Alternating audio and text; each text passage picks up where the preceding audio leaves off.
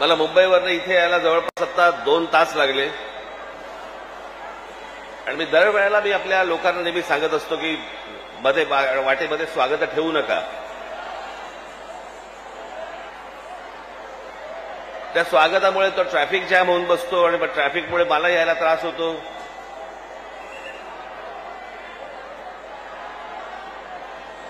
आज इकडे मीरा भाईंदरला मी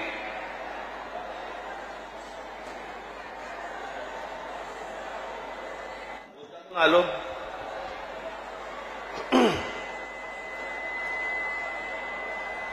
त्या दिवशी तो जो घडलेला प्रसंग होता इथला, काय चाललंय काय रे इथे?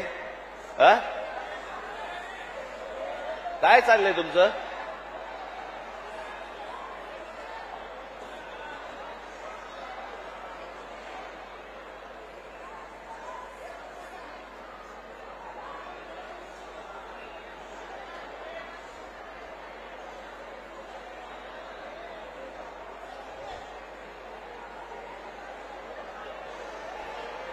आता जागा नाही तर कुठे पुढे येणार तुम्ही?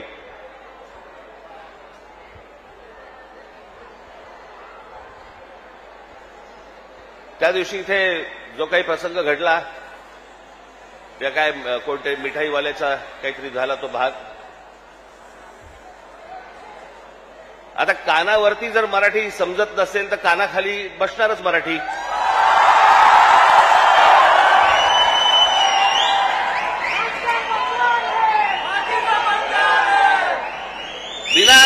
विनाकारण काहीतरी काढत असतात. साधा छोटा प्रसंग होता तो.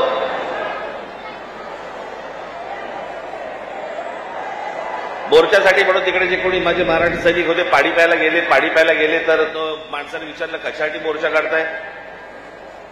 तरी सांगितलं हिंदी सक्तीचं गेले म्हणून. म्हणे इथे तर म्हणे हिंदीतच बोलतात म्हणे. हे सगळं हिंदीमध्ये चालू होतं. त्याच्यामध्ये त्या माणसाच्या अरेरावीमुळे त्याच्याची काय कानफडीत बसायची ती बसली.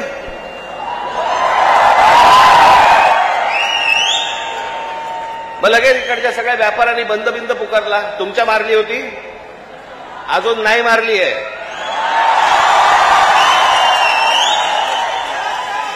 विषय समजून न घेता काय झालंय माहिती नसताना कुठच्या तरी राजकीय पक्षाच्या दबावाखाली येऊन जर तुम्ही हे असले बंद करणार असाल, तुम्हाला काय वाटलं मराठी व्यापारी नाहीयेत?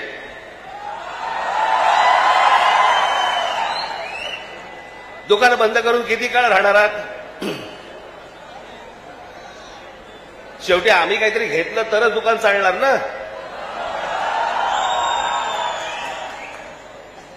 महाराष्ट्रामध्ये राहताय, शांतपणे राहा, मराठी शिका.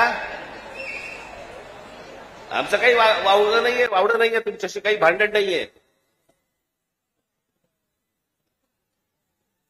पण मस्ती करणार असाल इथे तर महाराष्ट्राचा दणका बसणार म्हणजे बसणार, एवढं लक्षात ठेवा.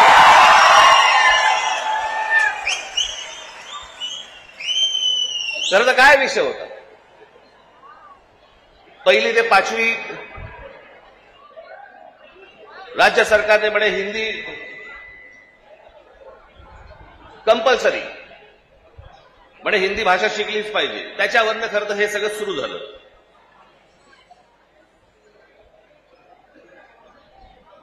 काल आमचे ते मुख्यमंत्री महाराष्ट्र राज्याचे देवेंद्र फडणवीस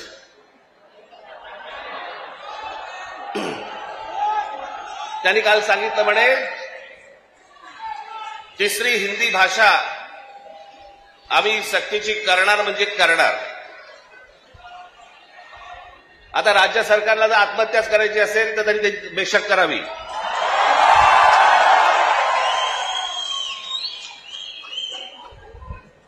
त्या दिवशीच्या मोर्चाच्या फक्त धसक्याने निर्णय मागे घ्यायला लागला होता.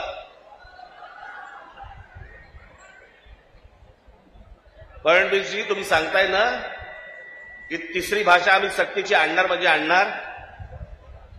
मी आत्ता आपल्याला सांगतो, महाराष्ट्रात 1ली ते 5वी हिंदी आणायचा आपण प्रयत्न तर फक्त करून बघा.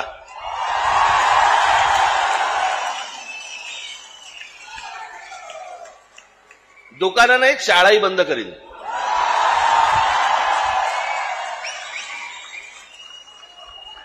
महाराष्ट्र राज्याचा मुख्यमंत्री हिंदीसाठी भांडतोय,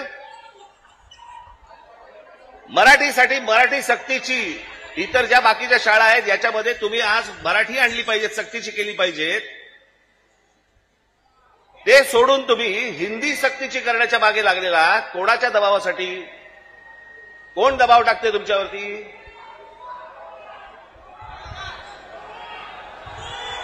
हे केंद्रामधलं हे केंद्राचं पूर्वीपासूनच आहे, काँग्रेस असल्यापासूनच आहे हे सगळं.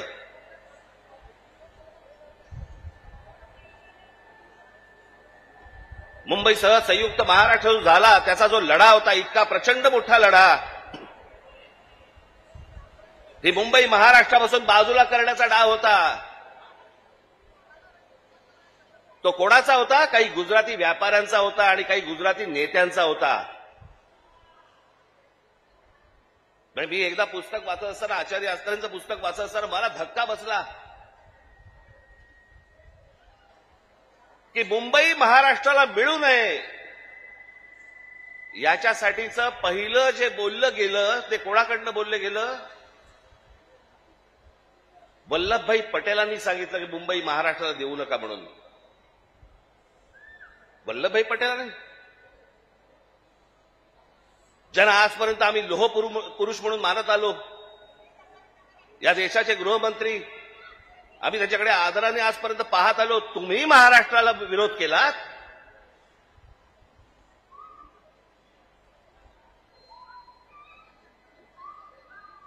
ज्या ज्या वेळेला महाराष्ट्रामध्ये आंदोलन झाली आहेत त्या त्यावेळेला हे मोरारजी देसाई गोळीबार करून लोकांनी ठार मारले होते, मराठी माणसाला ठार मारले होते इथे महाराष्ट्रात. गेले अनेक वर्षांचा ह्यांचा मुंबईवरचा डोळा आहे, अनेक वर्षांचा. हे सहज नाही होते सगळ्या गोष्टी. मी त्या दिवशीच्या माझ्या भाषणामध्ये मी म्हटलं ना, हे चाचपडून बघतायत, तुम्हाला चाचपडून तपासून बघतायत की हिंदी भाषा आणली, बघू महाराष्ट्र विरोध करतोय का, बघू मराठी माणूस पेटतोय का, बघू मराठी माणूस जिवंत आहे का. आणि तो जर शांत दिसला तर हिंदी ही भाषा आणणं ही त्यांची पहिली पायरी असेल. आणि हळूहळू हळूहळू हळूहळू या सगळ्या गोष्टी करून मुंबई ताब्यामध्ये घ्यायची आणि ती गुजरातला मिळवायची, हे ह्यांचं स्वप्न आहे.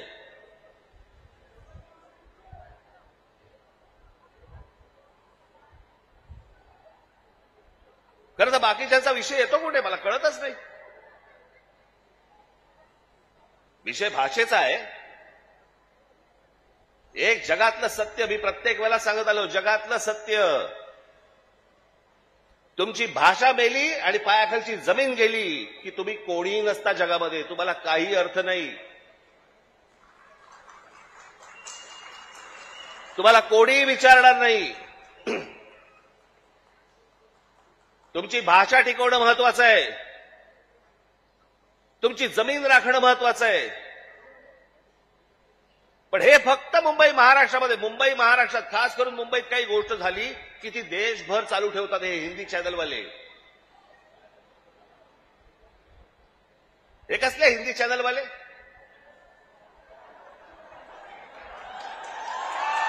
नाही, हे खरं तर या सत्ताधाऱ्यांच्या चपलेखालची ढेकणं आहे ती.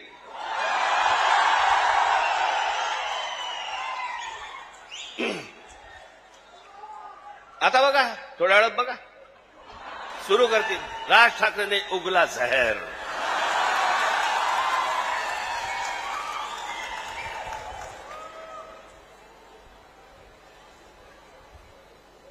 फक्त मुंबईत काही झालं, महाराष्ट्रात काही झालं तर हे सगळे हिंदी चॅनलवाले जाणून बुजून कोणाच्या तरी सांगण्यावरून, कधीतरी स्वतःच्या मनातून, स्वतःच्या रागातून हे पेटून उठतात.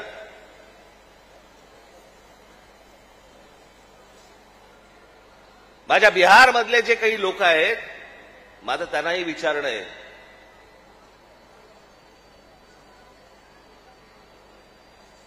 की इथे मी आता आणलंय, इथे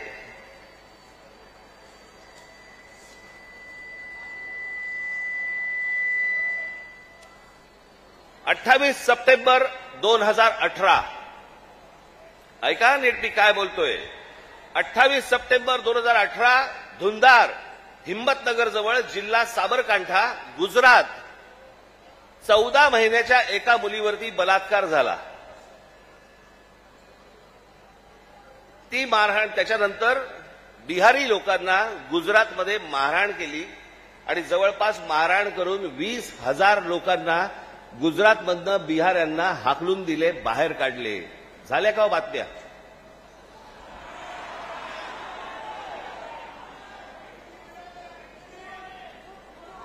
कुठेही बातम्या तुम्हाला दिसणार नाहीत. हा माणूस त्याच्यानंतर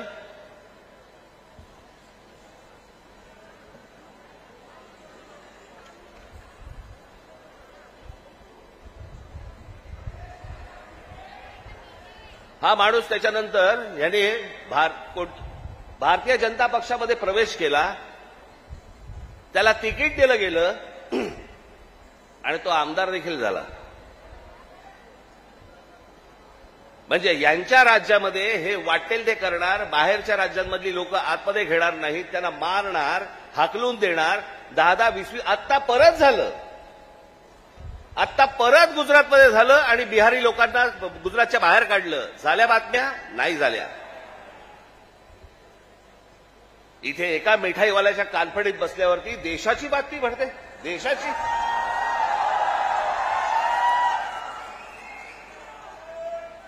देशामध्ये चित्र असं रंगवलं जातं की बघा मुंबईमध्ये, महाराष्ट्रामध्ये अमराठी लोकांना कसे मारतायत.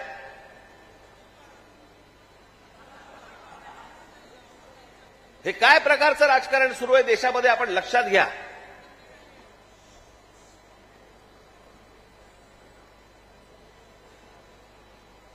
कसली कोणती हिंदी घेऊन बसलो आपण, ज्याला साधा 200 वर्षाचा इतिहास आहे. 200 वर्ष. मराठी भाषेला 2,500 ते 3,000 वर्षांचा इतिहास आहे.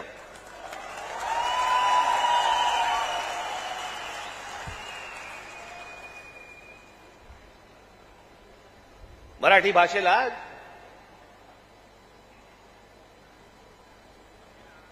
अभिजात भाषेचा दर्जा मिळाला.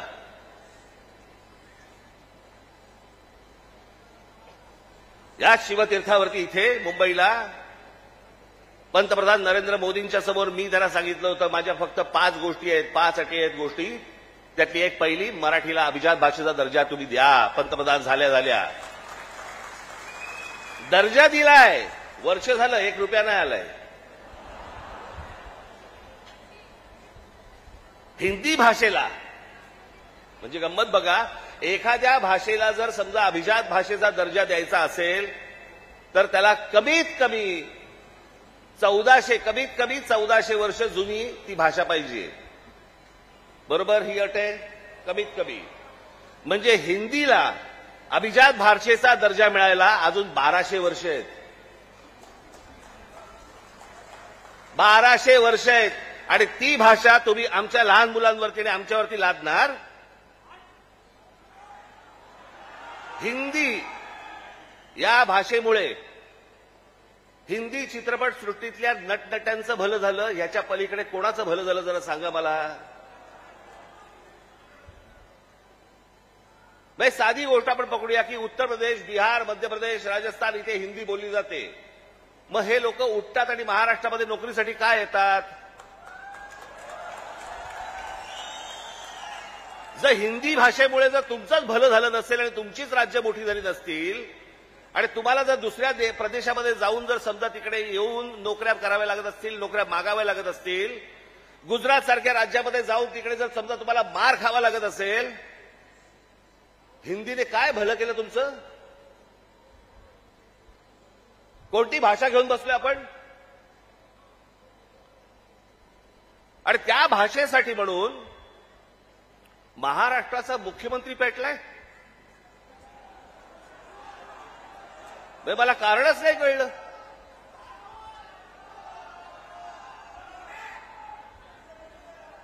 मी तुम्हाला साधी गोष्ट सांगतो, हिंदी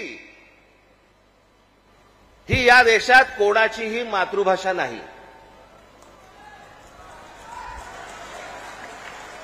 हे पहिल्यांदा सर्वांनी लक्षात घ्या. ज्याची काल परवाकडे कानफडीत मारली ना त्याला विचार तुझी मातृभाषा कुठची.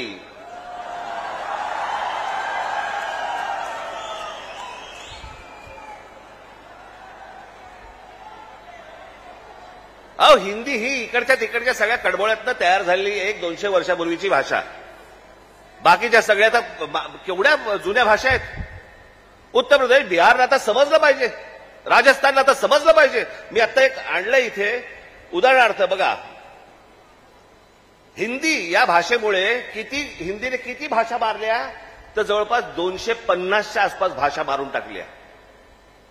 त्याच्यामध्ये कांगरी, गडवाली, कुमाऊनी, अवधी, हरियाणवी, ब्रज, भोजपुरी, मगधी, बाघेली, छत्तीसगडी, बुंदेली, माळवी, भिल्ली, नागरी, बागरी, मारवाडी अशा अनेक भाषा आहेत.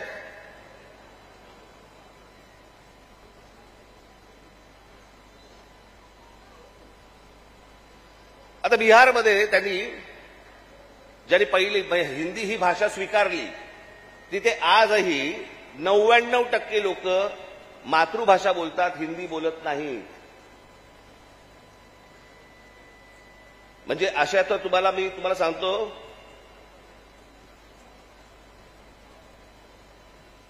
हनुमान चालीसा आहे ना, हनुमान चालीसा ज्याला तुम्ही हिंदी म्हणता ते अवधी आहे, हिंदी नाही.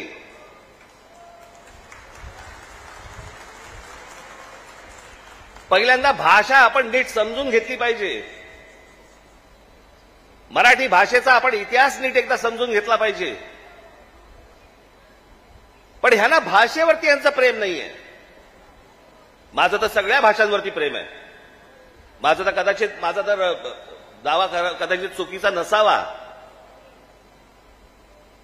परंतु महाराष्ट्रामधले जेवढे काही नेते आहेत त्या सगळ्यांपेक्षा हिंदी माझं बरं आहे. आणि याचं कारण माझे वडील. माझ्या वडिलांना व्याकरणासकट उत्तम मराठी तर येतच होतं, उत्तम इंग्रजी येत होतं, उत्तम हिंदी येत होतं आणि माझ्या वडिलांना व्याकरणासकट उत्तम उर्दू येत होतं. भाषा कोणतीही वाईट नसते, कधीच वाईट नसते. जगातली कुठचीही भाषा वाईट नसते. हिंदी ही काही वाईट भाषा नव्हे. आमच्यावर लादणार असाल नाही बोलणार जा.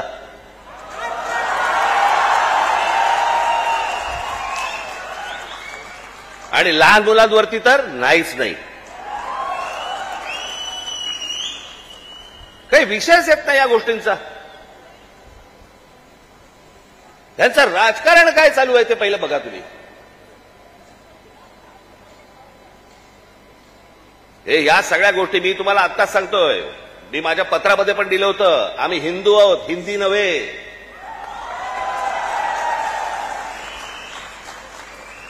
पण हिंदुत्वाच्या बुरख्या खालून जर समजा तुम्ही माझी मराठी संपवायला येणार असाल, माझ्यासारखा कडवट मराठी तुम्हाला सापडणार पण नाही.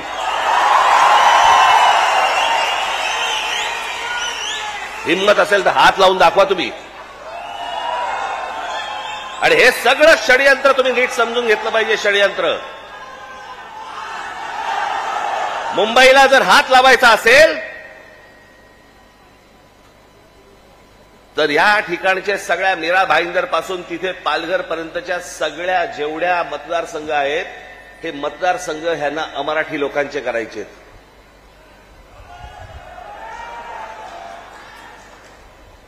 मी गेले 20 वर्ष मी ओरडून बोंबलून सांगतोय, ही नुसती माणसं येत नाही आहेत. हे नुसते इमारतींमध्ये माणसं येत नाही आहेत. इमारती उभ्या राहतात आणि बाहेरची माणसं येत आहेत. इमारती उभ्या राहतात आणि बाहेरची माणसं येत आहेत. नुसती माणसं नाही येत आहेत. हे मतदारसंघ बनवत आहेत. हे मतदारसंघ बनवून तुम्हाला हटवणार, तुम्हाला लांब लांब फेकून देणार. उद्या हे काय सांगणार, अरे बघा ना आमचाच खासदार, आमचेच आमदार, आमचेच नगरसेवक, आमचाच महापौर. असं करून हे मुंबईपर्यंत पोहोचणार. आणि हा अख्खाच्या अख्खा पट्टा हा सगळा गुजरातला मिळवण्यासाठीचे सगळे खटाटोप सुरू आहेत. हे आज नाही, हे पूर्वीपासून सुरू आहेत.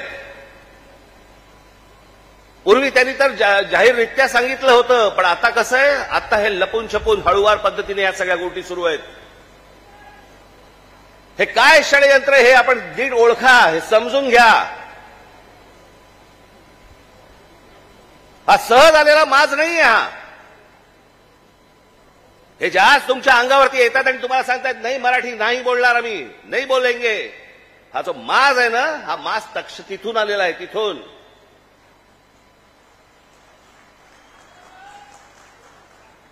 मी आज तुमच्याकडे काही लंब चौडं भाषण करण्यासाठी नाही आलो. मी खरं तर आज शाखेच्या उद्घाटनाला आलो होतो. मला अविनाशने मला सांगितलं की साहेब तिकडे येणारच आहात तर एक छोटी सभा आपण घेऊन टाकू.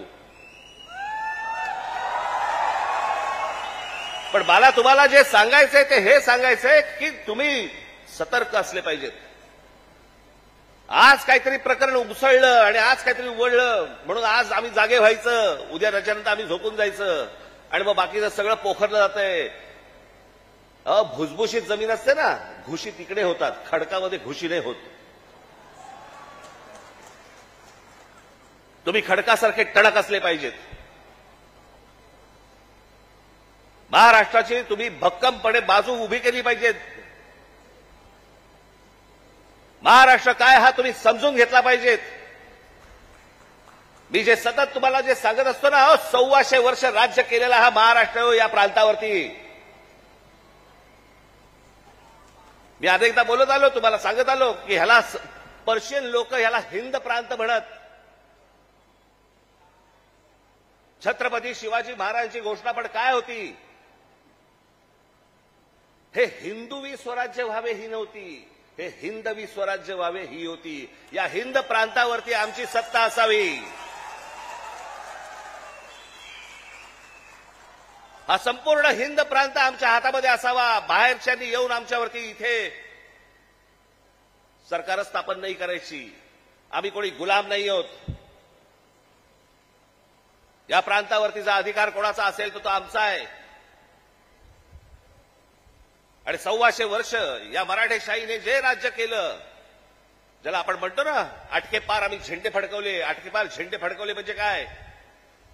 आजही मला असं वाटतं पाकिस्तानच्या वायव्येला का नैऋत्येला तो अटक नावाचा किल्ला आहे, त्या किल्ल्यावरती भगवा ध्वज फडकला. ते अटक किल्ला, तो अटके पार झेंडे फडकवले आम्ही. तिथपर्यंत पोहोचले होते मराठे. तो महाराष्ट्र हतबल आहे.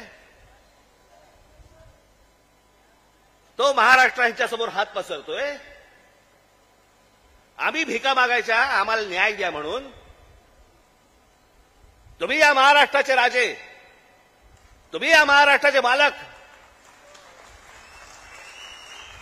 बाकीची माणसं बाहेरून आली, ती तुमच्यावरती रुबाब करणार आणि आम्ही हतबलतेने त्यांच्यासमोर बोलणार, अरे नाही नाही भाईसाहेब ऐसा मत. का?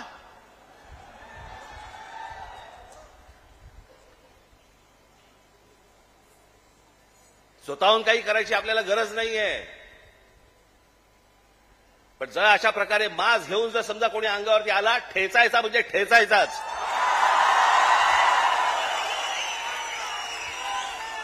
त्या दिवशी तो कोणतरी भारतीय जनता पक्षाचा एक खासदार,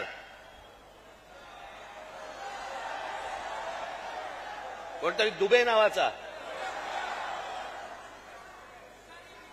कसा काय बोलला, मराठी लोगों को हम यहां पे पटक पटक के मारेंगे.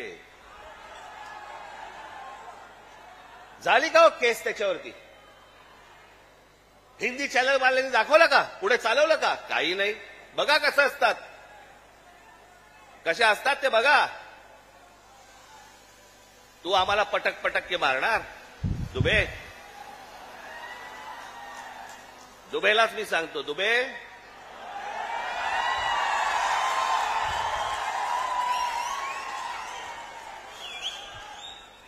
तुम मुंबई में आ जाओ.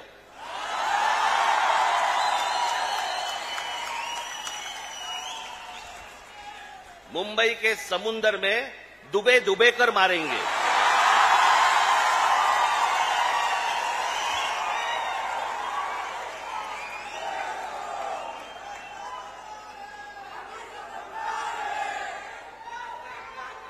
त्याला हिम्मत होते बघा कशी.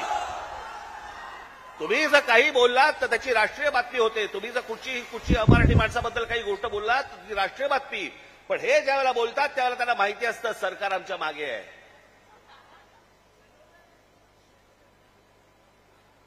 कारण सरकारच जर समजा या गोष्टी इथे लादत असेल तर या लोकांची हिंमत तर वाढणारच आहे. एक गोष्ट त्या दिवशी मी सांगितली, पुन्हा एकदा सांगतो, तुमची सत्ता असेल ती लोकसभेमध्ये आणि विधान भवनामध्ये. आमची सत्ता रस्त्यावरती आहे, रस्त्यावरती. काय नाही, 56 इंचाची तुम्ही पण छाती बाहेर काढून फिरा. हा महाराष्ट्र आहे, तुमच्या बापाचा महाराष्ट्र आहे. परत कोणी जर महाराष्ट्रामध्ये वेडं वाकडं वागायचा प्रयत्न केला, माझा महाराष्ट्र सैनिक त्याचा गाल आणि त्याचा हात या सगळ्या गोष्टींची युती झाल्याशिवाय राहणार नाही.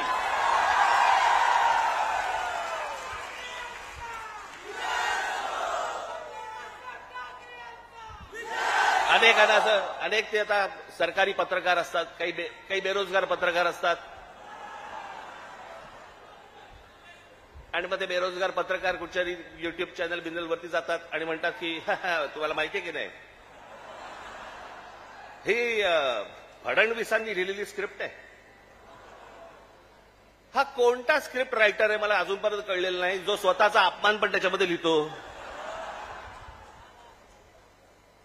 ज्याला हे सगळं मागे घ्यावं लागलं, सगळ्यांकडनं दबाव आल्यानंतर मी हे दोन्ही GR मागे घेत आहे, हे स्क्रिप्ट रायटर लिहू शकतो. पण हे काय चालू आहे, हे तुमच्या मनात काहीतरी विष घालवणं सुरू आहे की हे बघा, हे आतून सगळं एक येतं, बघा हे सगळं असं सगळं सुरू आहे. कशाचाही संबंध नाही आहे. कोणाशी माझी मैत्री असो, दुश्मनी असो, काहीही असो, एक गोष्ट निश्चित सांगतो, महाराष्ट्राच्या बाबतीत, मराठी माणसाच्या बाबतीत आणि मराठी भाषेच्या बाबतीत राज ठाकरे कोणाशी तडजोड करणार नाही. याच्या आधीही केली नाही, आत्ताही केली नाही आणि पुढेही करणार नाही. मला असं वाटतं तुम्ही देखील त्याच पद्धतीने महाराष्ट्रामध्ये राहिलं पाहिजे, जगलं पाहिजे, वावरलं पाहिजे. आणि जे कोणी इथे राहत असतील मराठी लोक, मी त्या दिवशी माझ्या एका मित्राचा दाखला दिला होता, बाकीच्यांनी देखील लवकरात लवकर मराठी शिकण्याचा आपण प्रयत्न करावा. आम्ही तुमच्याशी मराठीत बोलू. तुम्हाला सर्वांना तुम्हाला सांगणं आहे, ज्या ज्या ठिकाणी जाल, दुकानात गेलात, बसमध्ये गेलात, ट्रेनमध्ये गेलात, टॅक्सीत बसलात, कुठेही गेलात, जास्तीत जास्त प्रमाणात म्हणण्यापेक्षा कायमस्वरूपी तुम्ही समोरच्याशी मराठीमध्येच बोला, त्याला मराठीत बोलायला भाग पाडा. आता माझ्याकडे कर्नाटकातला व्हिडिओ आलाय. कर्नाटकामधले तो माणूस तिकडे त्या रिक्षावाल्यांना हाकलून देतोय. बातम्या नाही होणार,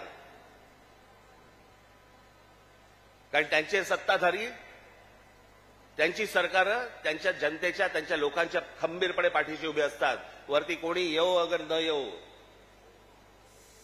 हे महाराष्ट्रच फक्त भोगत आला आणि महाराष्ट्रच फक्त भोगतोय. त्यांना काय वागायचं त्यांचं त्यांनी वागावं. पण मला तुम्हाला फक्त एवढंच सांगायचंय की तुम्ही खंबीर राहा, तुम्ही कडवट राहा. जर तुम्ही घट्ट असाल, तुम्ही जे खडकासारखे टणक असाल, कोणी आतमध्ये शिरायचा प्रयत्न करणार नाही. आजूबाजूला कोण येतंय, कोण राहतंय, कोण काय करतंय, याच्यावरती सतर्कतेने तुमचं लक्ष असलं पाहिजे. एवढीच फक्त आज विनंती करण्यासाठी म्हणून मी आज आपल्यासमोर इथे आलो. आपण सगळेजण इतक्या मोठ्या संख्येने आलात, आपल्याला सर्वांना धन्यवाद देतो. आणि फक्त एवढंच जाताना सांगेन, सतर्क राहा, सतर्क राहा, सतर्क राहा. धन्यवाद. जय हिंद, जय महाराष्ट्र.